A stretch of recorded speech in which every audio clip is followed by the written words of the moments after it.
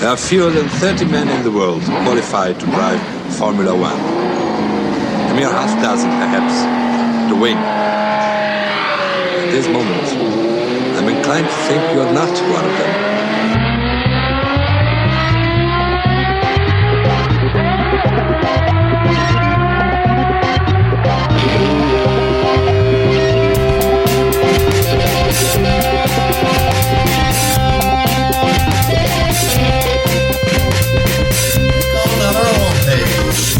No, you want to. Keep up the good work, and there you have it. There you go. With the qualifying. Welcome to F1Weekly.com. My name is Clark Rogers. I'm the host of the program. I'll be joined by Nasir Hamid, my co-host. This is podcast number 1050, June 30th, 2024. Nasir? Thank you, sir. I say the sound of music in Austria was Dijon Prenois 1979. Same old song, but with a different theme. Another timely text message from Pedro de la Rosa, and we make a Pennsylvania pit stop. We shall explain gladly. Back to you, sir. Thank you, Nasir. On today's program, Max says no way, Jose, to Norris making contact the old Max way. George in the right place at the right time. More bad karma for Charles Leclerc. The harder he tries, the worse it gets. Haas, they get a big payoff, finishing in the top 6. Amazing. And what is up with all the penalties? I mean, I almost want to do a timeout to give the FIA a break, because they're just throwing them at the wall, and it is an amazing thing to see. And this week's interview, we have a brief chat with Guenther Steiner. We bring you Jill, Desiree's old roommate from Penn State. And just a reminder, everybody, that yes, we do need your contributions to keep this program on the air.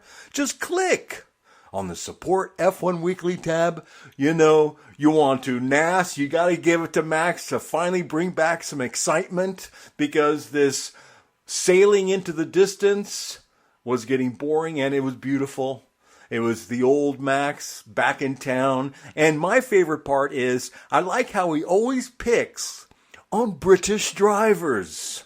Oh man, what a race. The humanity, the penalty, the loneliness and aggressiveness of long-distance runner is such that Max, even with a punctured tire, put Lando on the grass. That is taking it to the max, literally and figuratively. Like the two very greats before him, Senna and Schumacher, Max cannot accept and handle that he can be beaten.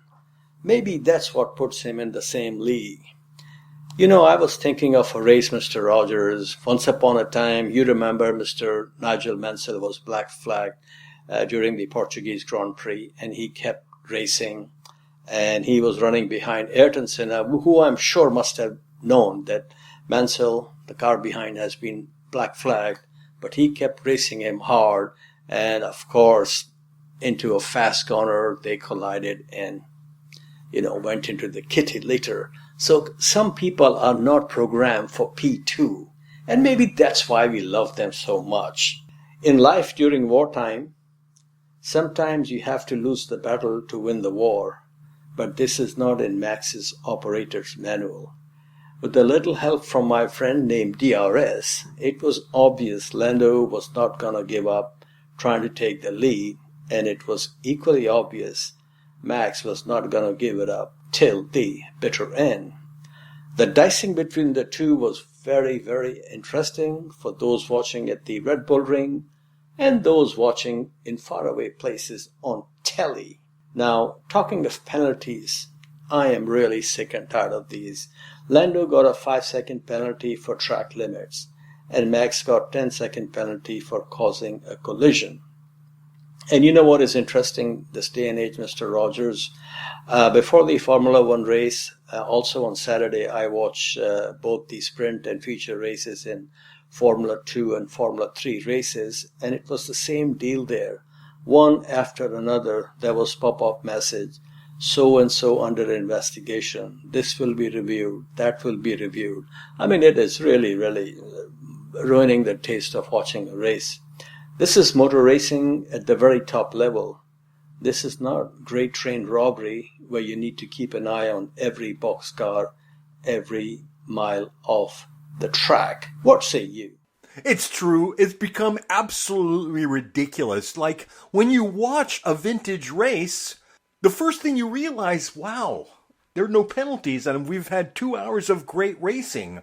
So I am really bewildered in the direction that the FIA are going, and I think the manufacturers, the teams should have a meeting and say, hey, let's nature take its course here, because the problem is it's so constant that it's become funny and they're being ridiculed and it's losing its je ne sais quoi. So I think that's their biggest problem, is their sense of reality, and people will start questioning, do we need la Fédération Internationale de l'Automobile? Well, I don't know what they're trying to do, but I mean, I have this race on mute right now, okay? Here comes another pop, FIA steward investigating this. This is constant now in any race. So basically what happens if you watch a race, Sunday afternoon or whatever your local time is, Monday morning when you wake up, the results may be different. So this is getting ridiculous. But going back to the fantastic finale we had, DC made an interesting observation in the closing stages as Lando was trying very hard to take the lead. He said, Lando, you have the speed, you have the talent, you need to battle Max wheel to wheel now. And that's easier said than done. Later, DC made a comment, welcome to the Premier League, Lando. And, this is what hard racing should be. You remember the Brazilian Grand Prix 2021 when Lewis and Max went both way off the track? I mean, to me, that is the essence of motor racing, not just penalty one after another. And Pastor Maldonado is no longer in Formula One. So I don't think we need all these stewards to throw. Maybe they have a competition. Like they say about cops, they have to meet a certain quota. Maybe these people need to have some quota met also. But it's really, really BS, to be honest with you. After the race, Lando was asked if he will talk to Max. And he, of course, was a little pissed off. So he said no, because he has nothing to say, as Max was in the wrong. Asked the same question, Max said, yes, we will talk, but right now we need to cool down, which is the sensible thing to do. But now we have to see if the lovey-dovey that has been displayed between the two will be seen at Silverstone. And one thing I will say about Max, not that Lando is innocent and perfect, nobody is, but Max, to me, when people were complaining about him, I just, hey, this is a new guy on the block, he's very quick. They knew what was coming in terms of a tremendous talent. But when a guy who does not speak, even when he wins a race, Kimi Raikkonen, when he started complaining that Max is moving under braking, and I thought maybe there is some smoke and some tinder fire here. You know what I'm saying? And I think that's what happened here. And because at one time Lando Norris did complain he's moving and we're going to have a big collision. So Max is going to do what Max is very good at. And I think this absolute ruthlessness that he has, and he's not the first one, and I'm sure he's not the last one, I think we're going to see more and more of this as competition catches up. And I just cannot wait for the 2026 season where he may not have the advantage. That's my 2 Dutch guilders on this. I think it's lovely. I was happy to finally see something like this happen. It's the way, listen, Lando is desperate to beat Max. He knew that Max wasn't going to let him by without a fight. I mean, he knew that because he's watched Max race all his life. So all these people with the rule book and these surprises, everybody knows that once you get to the front of the spear and you're dealing with Max, you got to have some testicles and you're going to show who's boss. I mean, Max, that's what he's been doing all his career, even in karting. So I'm glad Lando got a little bloodied, and now he's going to be a little more testicular. So we have more exciting racing. This has opened the can of worms where everybody wants to be machismo. And George has opened a can of whoop-ass. He has now done a JB. He has won 2 races against Lewis Carl Hamilton, and Lewis has 0 wins against him as a teammate.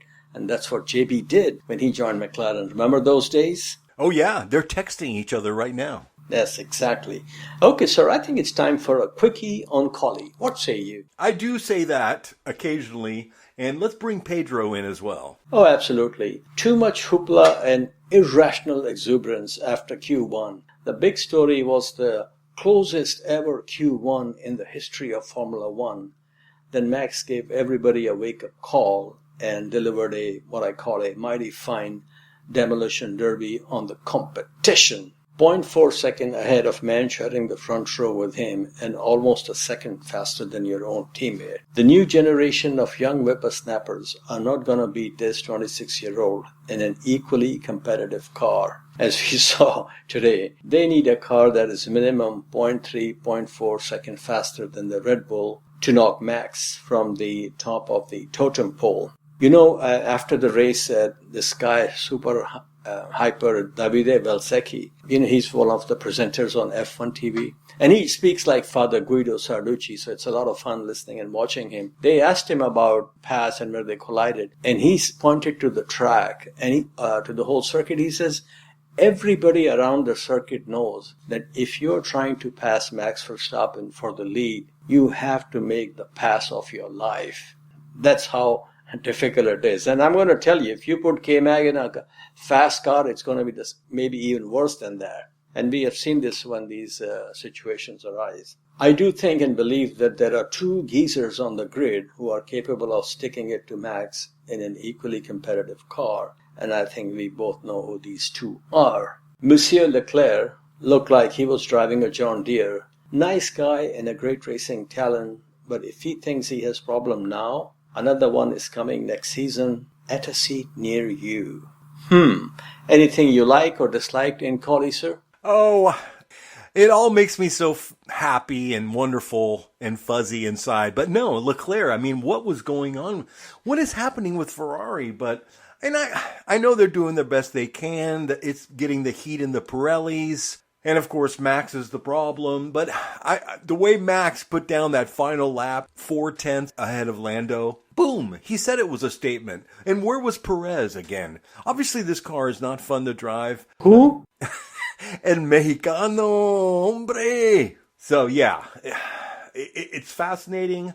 But I was really happy for Carlos Sainz, who's getting the shaft, literally, at the end of the season from Ferrari. So for him to get on the podium and stick it to him, it was great. Yeah, and speaking of what is happening at Ferrari, I'm not sure even if they know what's going on there, but I was thinking, maybe at Monza in qualifying, they will rattle Max's cage, and when the race is ending on lap 50-51, I think they will get a wake-up call by then from Max. So, hopefully they will win a race or two again. That will be nice, very good for the sport and for everybody. But let's take a look at the sprint race. Max and Lando on front row. The 24-lap sprint race was reduced by 1 lap due to an aborted start. It's a short lap at the Red Bull Ring, but after 1 lap, Max was ahead by half a second. And that pretty much set the tone for the sprint race and the feature race on Sunday.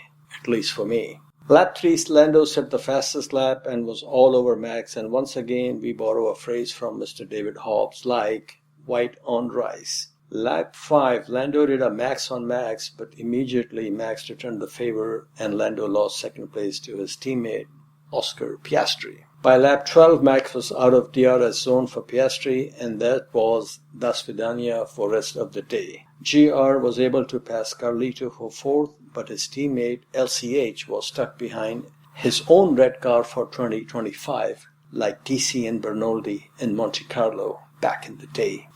Once the checkered flag fell, LCH stayed behind the prancing horse of Sainz Jr., and Max stayed ahead of the 2 papaya cars. Now, one bright spot from the sprint race was Logan Sargent finally out-qualified his teammate Alexander Albon for the first time. This is great news for a boy from Boca Raton, but I think it's a case of too late, the hero. Any comments on the sprint race, sir? I thought it was very exciting, especially when Lando got around Max.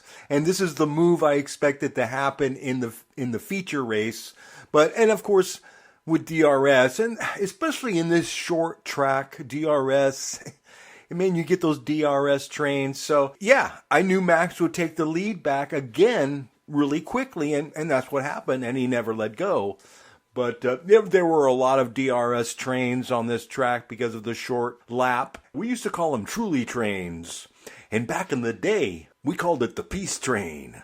Max is a master of many things in racing, but the thing I really, really love about him is when he outbreaks and takes the lead, whether he's on the inside or the outside. That is like pure magic, man. That is absolutely gorgeous. Would you agree? I totally agree. It just makes you feel really, really good. Now, the other thing I like about this whole package is we've got the Orange Army, we've got the Dutch, we've got Verstappen from the Netherlands, and of course, all of the television coverage and the pundits are all British. So every time he picks on a British guy, he's going to get it in a double helping. And where is the next race? Hallelujah, baby! Yes. So we'll see how it works out. Okay, now we go to the main race. Happened a few hours ago. 19 drivers took off as the lights went off. Chinese driver Guan Yu Zhou did a takeout from the pit lane. He was the only one on hard tires. Max not doing a second a lap faster thing, but was pulling away right from the opening lap. Top 5 at the end of the first lap, Max, Lando, George, Lewis, and Sainz Jr. And we had Monsieur Charles Leclerc in the pits with a damaged front wing. LCH passed his teammate on lap 3, but it only lasted for one corner. By lap 5, Max was already over 2 seconds ahead of Norris. And this was the beginning of the snooze fest of the race. Piastri passing Paris for 6th on lap 7 was interesting, if not surprising. Lap 10, Max was over 4 seconds ahead of Lando. The next lap, Ricciardo and K-Mag were the first to come in for tire change. Lap 20, the gap between the two was 6 seconds. Russell further 4 seconds behind Norris. Now, at this stage, Clark, I was just convinced this is how it's going to pan out. It will be follow the leader, end of the story. I had no idea what excitement awaited us. Then your man, your Dios, Alonso did a chop suey on Guan Yu Zhou on lap 21 and was given a 10-second penalty. Any comment on that, sir? Your perfect man made a mistake, finally? Well, it was a mistake, but we're talking the back of the grid. I don't want to say anything with chop suey, so...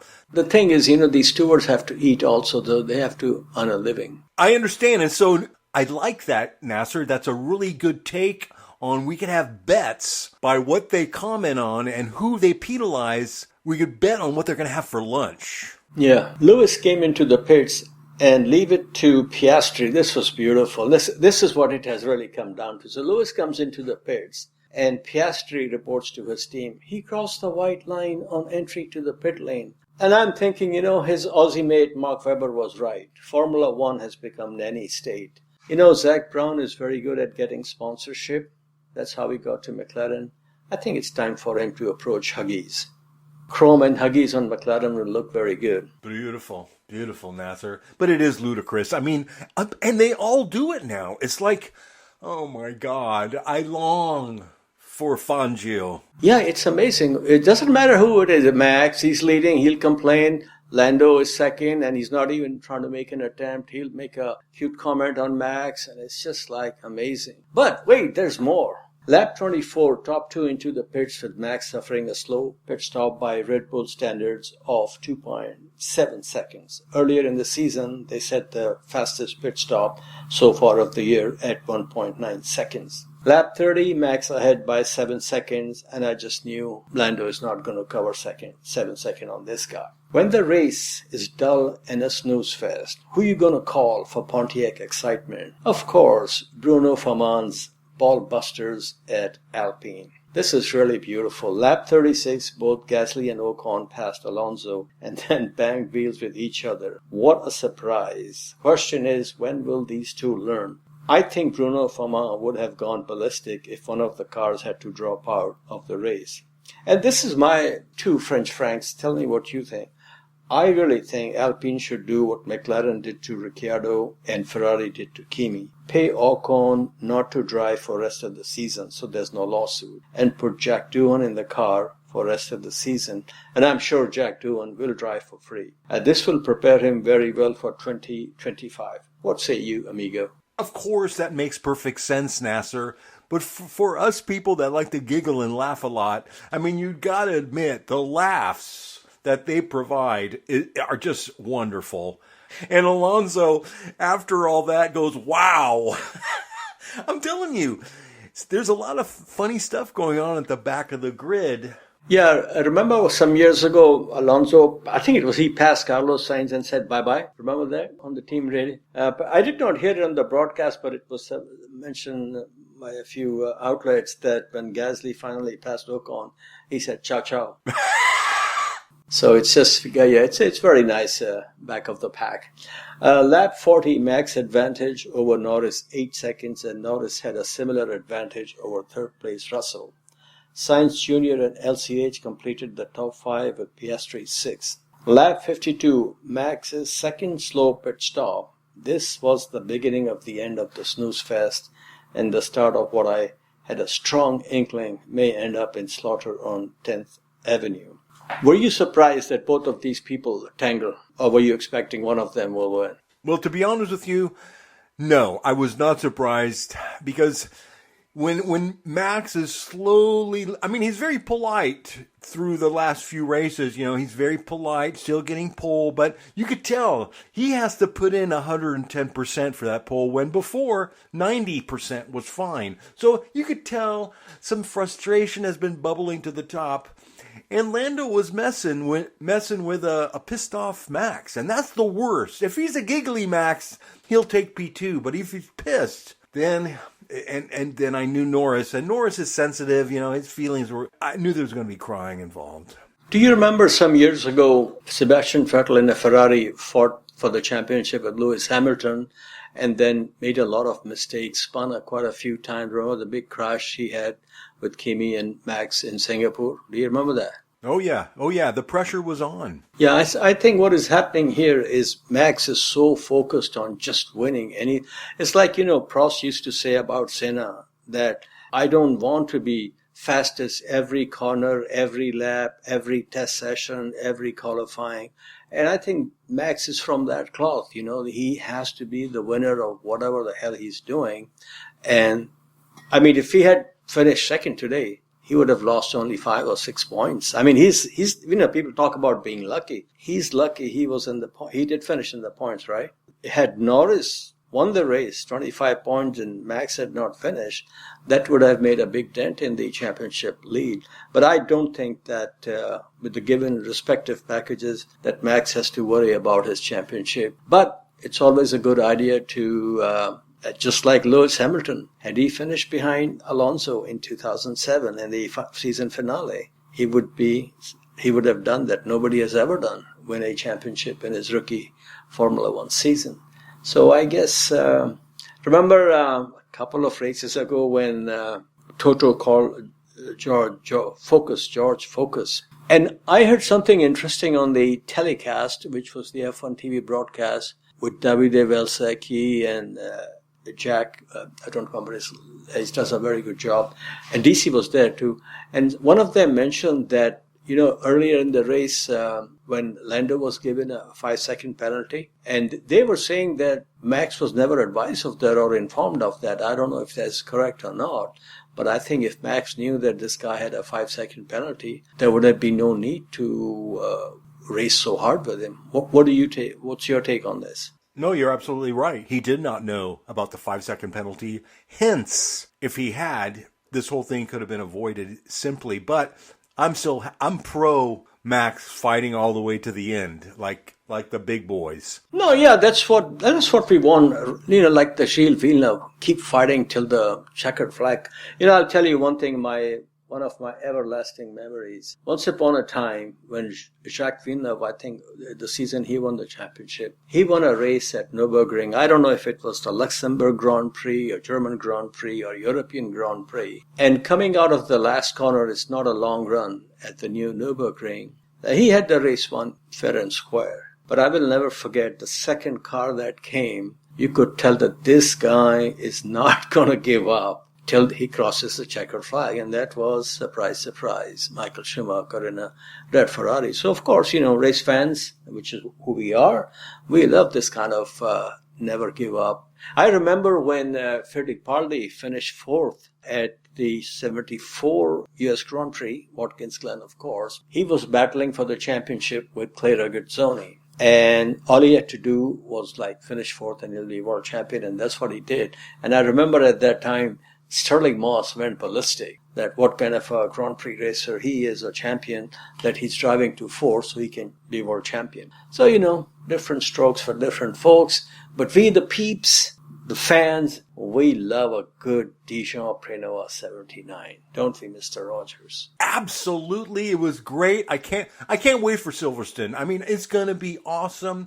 And not only that, but finally, the adrenaline levels are going to start peaking. Lando, all of a sudden, he's going to wear maybe 2 pairs of underwear. He's going to feel good because he knows he's got the speed, and he's already contacted Max once. So he feels a little badge of accomplishment that I have been hit by the man. So I'm really pumped up. I think this is good for Formula One. And let's not forget, your buddy, one of your favorite drivers, is Yuki Tsunoda, apparently being caught with a terrible remark against handicapped people. This is just, I think the Committee for Political Correctness is the same committee that is dishing out all these penalties. I mean, you cannot even use English language words now. Is that what it's coming to? I read that, okay, and I thought it was against Yuki Tsunoda, right? So I thought he used something about his ethnic background or something like that. They're both pretty much of the same stock anyway. So that's what I thought. And then I listened to it and I said, you gotta be kidding me. But Yuki, he has been like this forever. And it's just, it's a political correctness absolutely gone haywire. Which brings me to your question, where was Checo Perez? I mean, did you not like the great fight he put up against the Haas of Nico Hülkenberg? It's insane.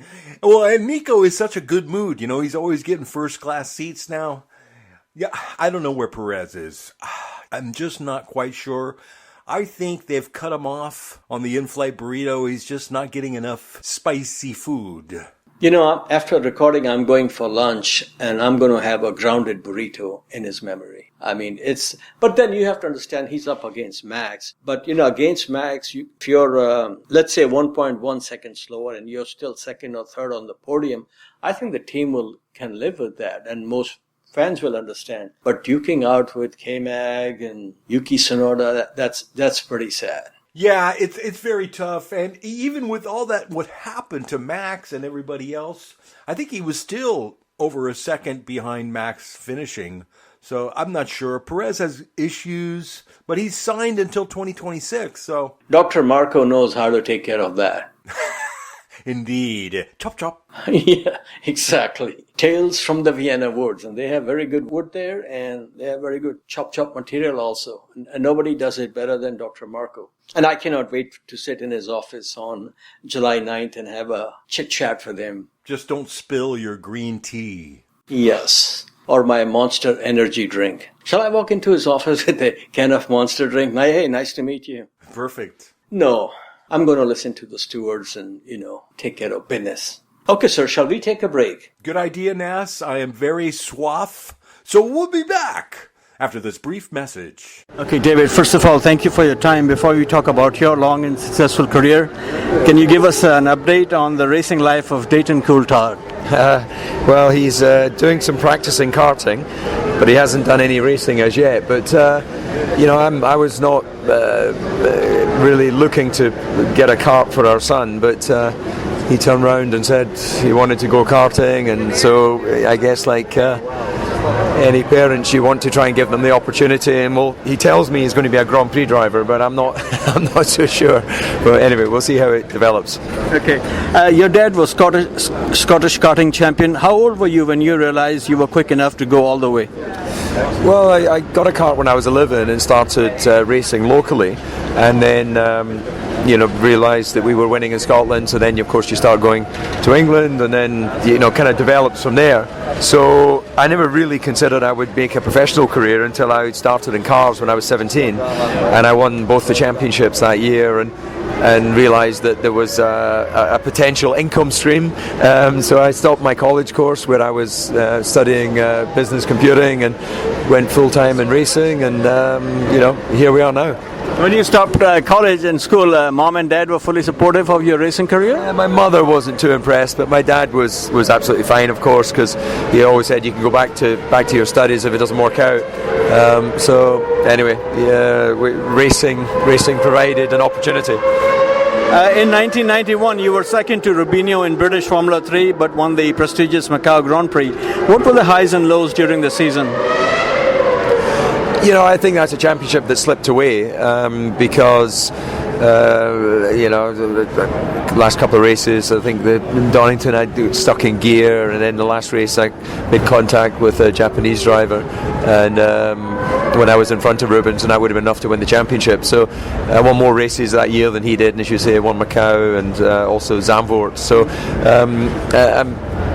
I'm still disappointed I didn't win that championship, but it was a great opportunity for me to get into testing for Williams, and that led to being a professional driver. Talking of Macau, what is more challenging to drive at Monte Carlo or Macau? They're both challenging for different reasons. Macau, a large part of the track is just wide open. The main straight and all that sort of thing. There's not a lot of skill involved there. But obviously up over the hill, it's quite tight and twisty. But it's like Monaco. It's very fluid. There's no really awkward corners as such. So I've always enjoyed street tracks and the challenge that they present. What is biggest sensation, Eau Rouge in a Formula 1 car, or flat out in the middle of the night on Mulsanne Straight in a Jaguar SJ220? There's definitely, through Eau Rouge, gets your attention a lot more. The Le Mans experience, I'm glad I had the experience. That car was quite quick in a straight line. It wasn't particularly quick in the corners, but I'm definitely more of a sprint racer than an endurance racer. I just didn't really, I didn't enjoy as much being there for a whole week and racing 24 hours. I'd rather get in, do the job, and get home. Now, you were teammates to both Kimi Räikkönen and Mika Hakkinen, and once you were quoted as saying, it's hard to believe how quickly they can go without even trying. What makes them so quick? I think they were both naturally very talented drivers, so they didn't have to really work at it. It just came easily to them. I was certainly someone that had to sort of study the craft a lot more and work harder to deliver the lap time. And in the end, that's why I think they both ended up winning championships. I wouldn't say that either of them had a particularly high work ethic, but they had the skills to get the job done. Now, between the two, who is more talkative, if that word can be used for them? I think that Mika is a more communicative guy than Kimi. Kimi's he's quite introvert in many ways, isn't he? So he doesn't say a lot. We all make mistakes in life. Between Monza and Adelaide 1995, which one made you more unhappy? And I'm curious what Mr. Patrick had to say when you got back to the garage. Well, certainly Adelaide was more costly because I lost out on a win bonus for Williams, and it also affected the contract I had with McLaren for 96-97. So that was financially a big hit and disappointing, because the perception was that it was just a pure driver error, but the reality is the downshift blip gave more RPM on the re-engagement of the clutch, so it pushed the car on, and it was just such a tight entry. There was nothing I could do. It just looked pathetic. But when you're right on the edge, and you have to be on the edge everywhere, there was no margin. The Monza one was a pure mistake on my part. I got to restart in the T car, but then that car had been used in the warm-up in Spa, and the front wheel bearing failed and seized and spun me off. So that's racing. These things happen. Is it true you called Ron Dennis to drive for McLaren from a phone at Williams' team? Yeah, absolutely. We'd gone to sign a 2-year deal with Williams for 95-96, and Frank changed his mind because of a negotiation he was doing with with Damon, and so yeah, we went into his secretary's office, phoned Ron, and agreed that we'd come down and sign a contract with them for 96, 97. So things could have been different had we stuck with it, but in the end I had a long career at McLaren, of course. Yeah. Now, talking of McLaren, as a racing fan, lifelong racing fan, and like millions all over the world, I saw a Scottish bird fly at Manicure in 2000. Can you share your emotions and circumstances leading to that moment? Well, I was just very frustrated that Michael had sort of cut me up off the start finish line, and he was always, a very hard racer. So I just wanted to share and vent my frustration. But I was very happy, of course, that I was able to overtake him and then go on and win that Grand Prix. So I think that was one of my better victories. Now, you also had a brief sort of a teammate situation with Ayrton Senna. Any thoughts on him as a racer and a person? Yeah, Ayrton was exceptional, wasn't he? He was an incredible person, had real presence. So it's still shocking to think he passed away at such a young age, but that sadly is what happened on that particular weekend in Imola, and it was obviously a traumatic time for all his family, friends and fans around the world, and also for the Williams team, because there was the court case against Patrick and Adrian, and I had to go to the court and basically be part of that hearing. But anyway, in the end there was no evidence to suggest that there was a car failure as such. It was just one of those unexplained incidents. Your most satisfying Grand Prix win? I think maybe Monaco or Magny-Cours or Spa. They were all very strong victories. I never had the ultimate consistency in my driving to win a championship, but I had moments where I think I was able to race on that level.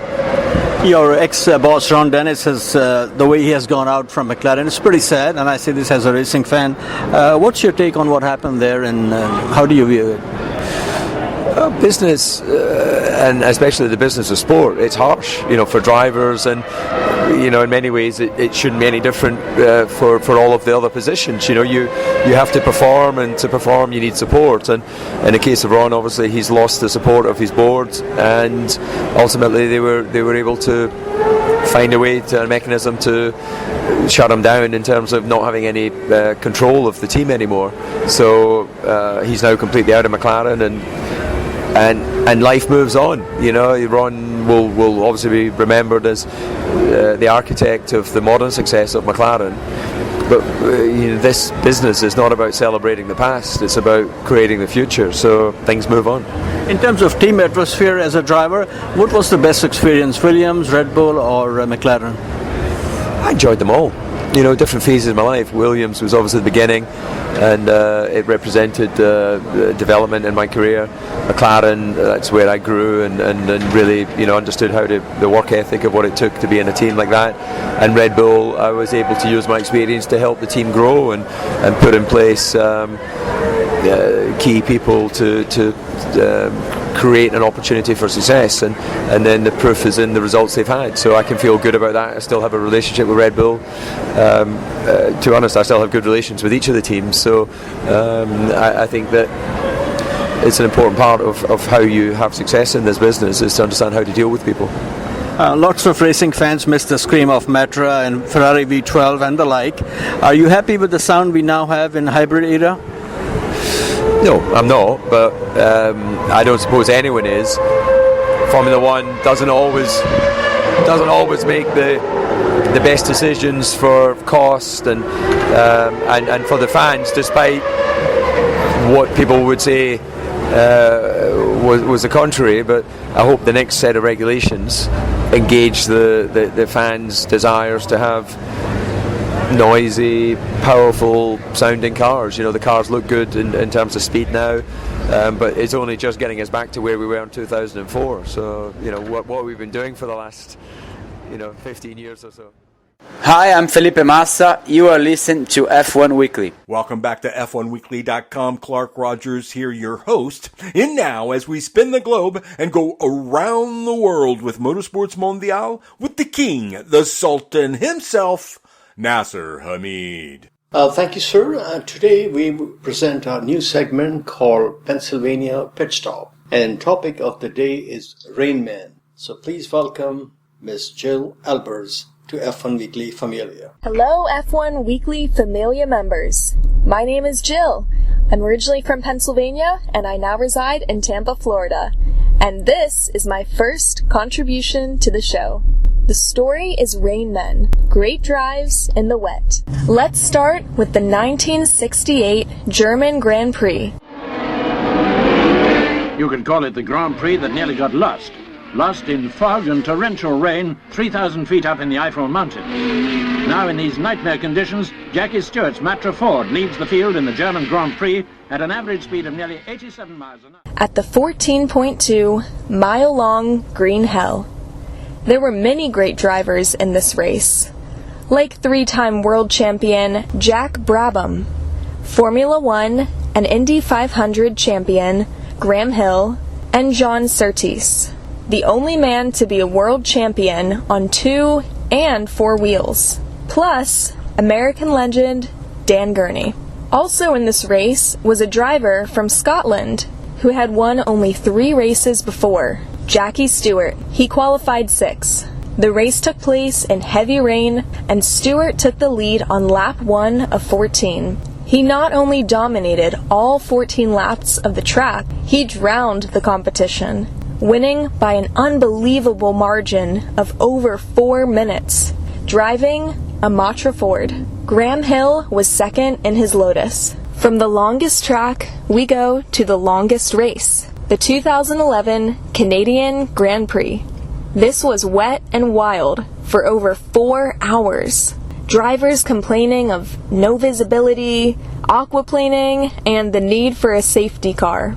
Safety car did lead the opening 5 laps and was deployed again after Jenson Button banged wheels with his teammate Lewis Hamilton and put him out of the race.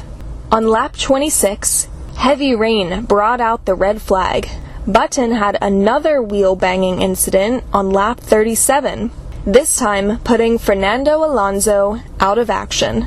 JB himself dropped to last position in the 70-lap race. In the closing stages, Red Bull driver Sebastian Vettel, who had started from pole position, looked set for victory. Button, who is excellent in changing conditions, by then had climbed all the way back of the grid to second place. His tenacity paid off on the last lap of the race.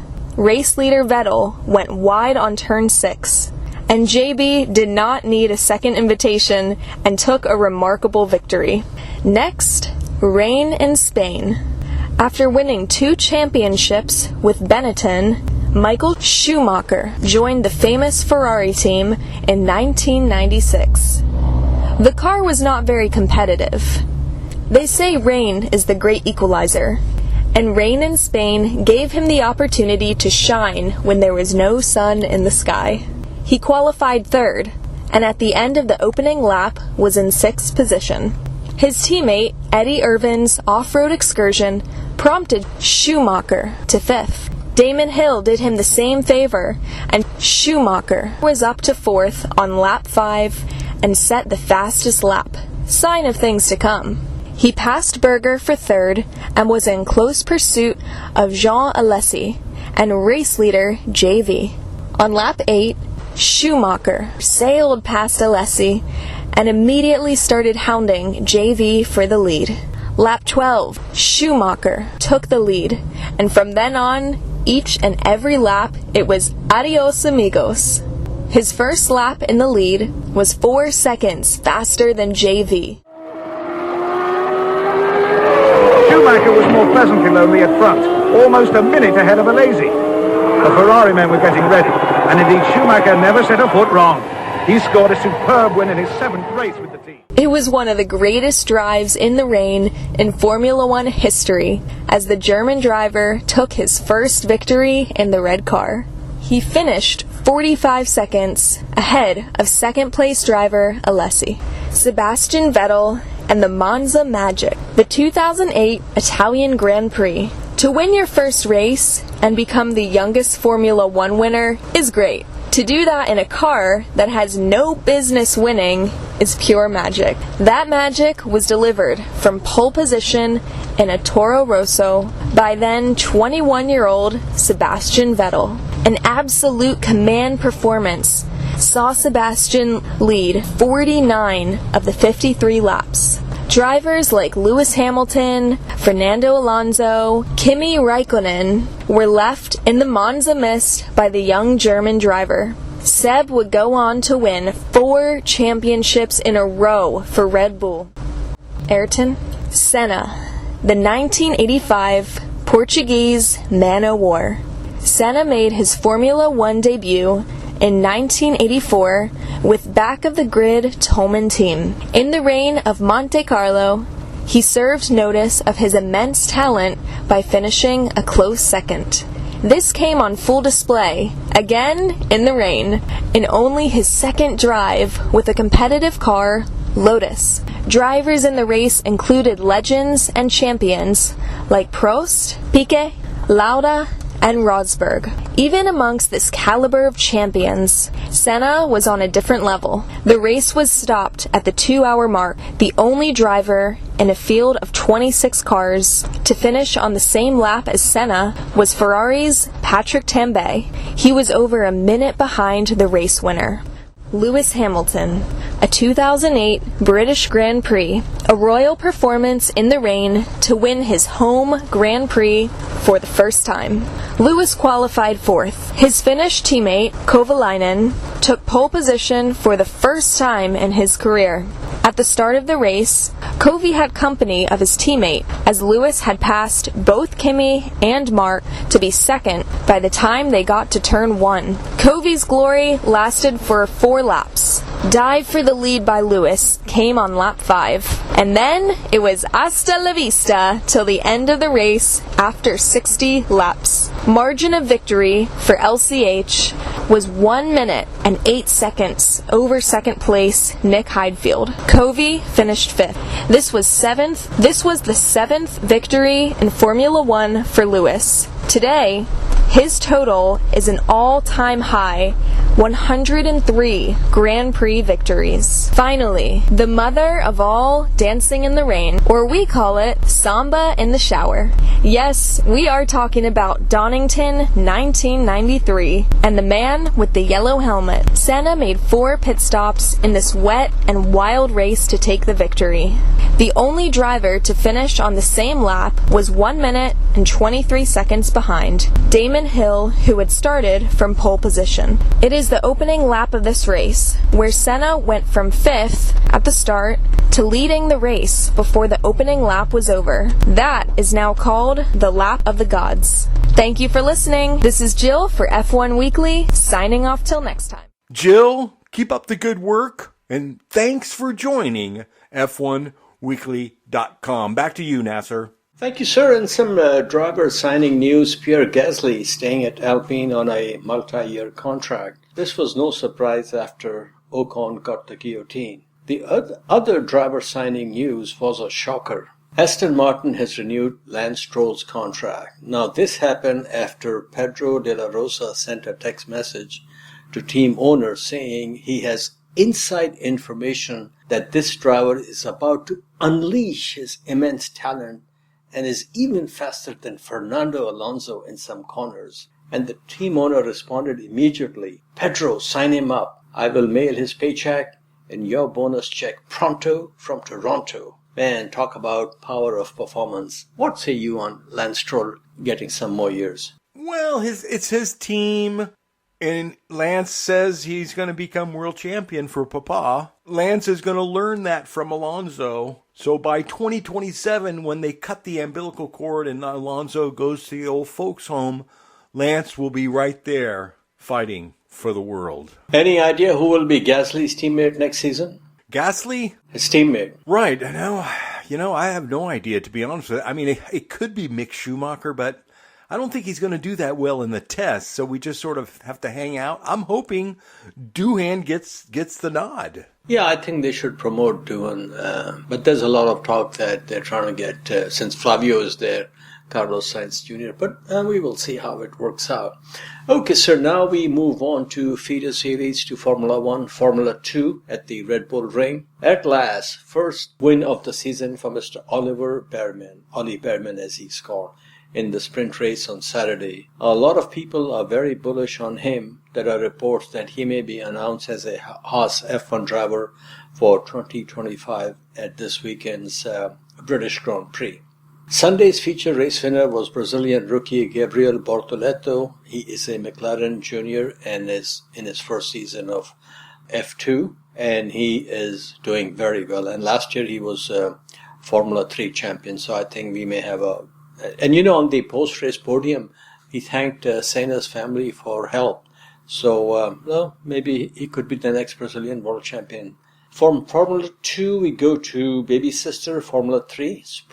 Sprint winner on Saturday was Bulgarian Nikola Solov. He is in good hands. He is in the Alpine Driver Development Program and managed by A4 Management, A as in machismo. Feature race winner from UK was Luke Browning. Gabriele Mini from Sicily was second, and third from Sweden was Ferrari junior Dino Beganovic.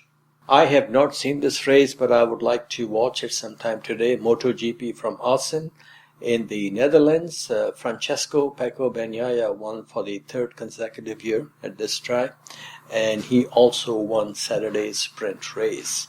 Okay, sir, in more news, Audi's Formula 1 engine program is running full steam ahead. They have recruited several senior engineers from various manufacturers. The engine program is based in a town called Neuburg, Germany. Audi's chief technical officer for its F1 power unit, Stefan Dreyer, says the manufacturer has simulated running, this is interesting, their developmental power unit on several Grand Prix circuits with long full throttle section. The first ever Audi entry in Formula 1 will appear on the grid in 2026. Audi, previously known as Auto Union, had a glorious history in Grand Prix racing in the days of Mustachio Man. Their drivers included names like Bernd Rosemeyer and Tazio Nuvolari. Okay, sir, we now move on to a look back at the Austrian Grand Prix and some major motorsport moments in the land of Mozart and our favorite Dr. Marko.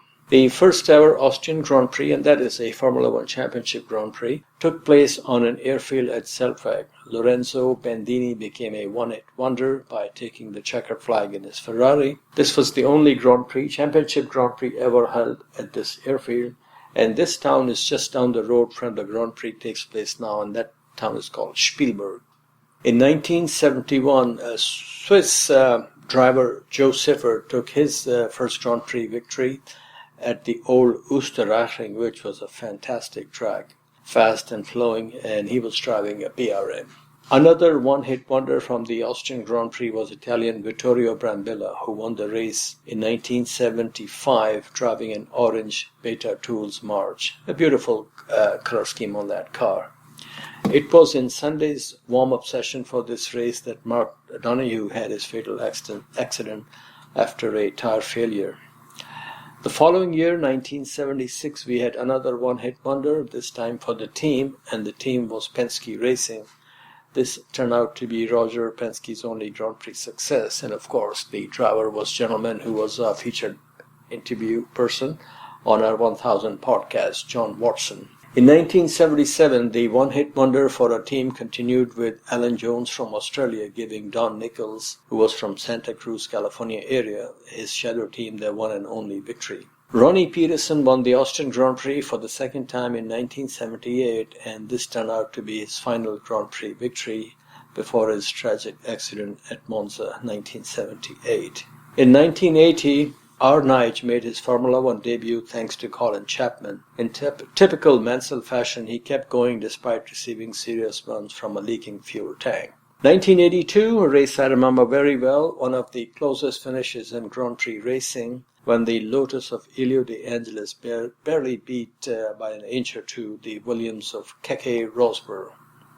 And finally, at last, a home victory for Austrian driver, and this came in 1984, when Niki Lauda won the race in a Porsche powered McLaren.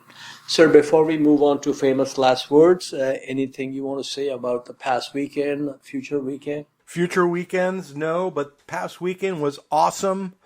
I enjoyed every minute of this race, and the sprint race was fun to watch. I'm glad we're on a triple header, and we have Silverstone next week, which is the heart of the Formula One community. So there's going to be a lot of opportunity for their fellow British drivers. You never know. Maybe Lewis Hamilton. Well, given the performance of Lando Norris and George Russell winning the race, can you imagine the fever at the British Grand Prix? The ticket prices are very high. I had a chance to go to this race. I was looking at the ticket prices. They were out of control. And now I think they would be even more in the stratosphere. So thanks, but no thanks. Yeah, even Lewis Hamilton mentioned trying to hint to the Grand Prix organizers that the prices are too high, and they said, well, that's too bad. Keep a stiff upper lip, which is really uncool for the Joe Six-Pack community. Absolutely, absolutely. No, I was shocked when I went to the Austrian Grand Prix last year, and I was able to get a grandstand ticket for $250, and that was dollars, not even euros. I, to be honest with you, was convinced that this is a fake ticket or something is wrong, it's not grandstand. And, it had to be downloaded on cell phone. But when I went there, I had a feeling that this is not going to be a valid ticket. And I was shocked when I showed my ticket and the guy says, go ahead. So $250 is very different than $850. And have you seen the prices of tickets at the Las Vegas Grand Prix? No, because this is way out of my range, Nasir. I stick with Denny's and a Grand Slam. You forgot Wiener Schnitzel.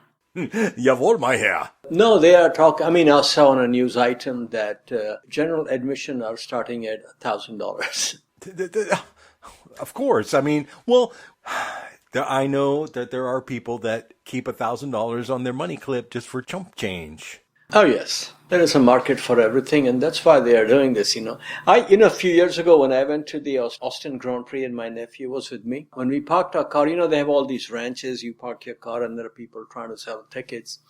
It was like $1,000, $800, and I said to my nephew, we'll just wait, half hour because track is right next to the main road. So 15-20 minutes before I approached one of the guys, so his price came down to $200 per ticket. So we bought a couple of them. And then when we got the tickets, you know what it says on the ticket? Complimentary ticket, no face value. They were trying to sell a free ticket for $8,000. So, very, very interesting. Okay, sir, it's time for our man Guenther Steiner to step into make a brief appearance in the F1 Weekly Palatial Studios. So thank you for listening and peace out. Thank you. Folks, I'm here with Mr. Guenther Steiner. First, a lot of upheavals in Formula One. Lewis going to Ferrari, good for him, good for the sport. What's your take on it? I think it's good for the sport and for him, where he's now, I think in life is good for him. It will be his last station in his career, I think, and it's always nice to finish that one at Ferrari. And Adrian Newey leaving Red Bull, that came as a shocker. What's your take on what happened and why he's leaving, and most important, where is he going? I don't know what happened that he wants to leave, but I think it's as well. He's there since 18 years and maybe was just changing something. I think he doesn't know himself where he's going next. Okay. And when are we going to see you back in Formula One with the team? I don't know that as well. I know as much as Adrian Newey where he's going next. I don't know where I'm going next. Okay. Last question I'm going to ask in Guenther Steiner style, and I hope you take it well. If Sergio Perez does not win a race this year all season long, will you call him a wanker? No, I wouldn't call him Sergio a wanker. I mean, he's first of all, I think he will be racing all year long. He will be racing the whole year long. Yeah, but what if he does not win a race? Sergio Perez. Yeah, he's not a wanker because Max is so good. To beat Max, you need to have a special day. And obviously, maybe Max has got a problem, and then he can win a race. But no, for sure, Checo is not a wanker. No, I think finishing second to Max is no shame. No, exactly, it's no shame. It's the same opinion. He's a very good driver. Merci beaucoup. Thank you. Hi, I'm Enzo Ferrapodi, and you guys are listening to F1 Weekly.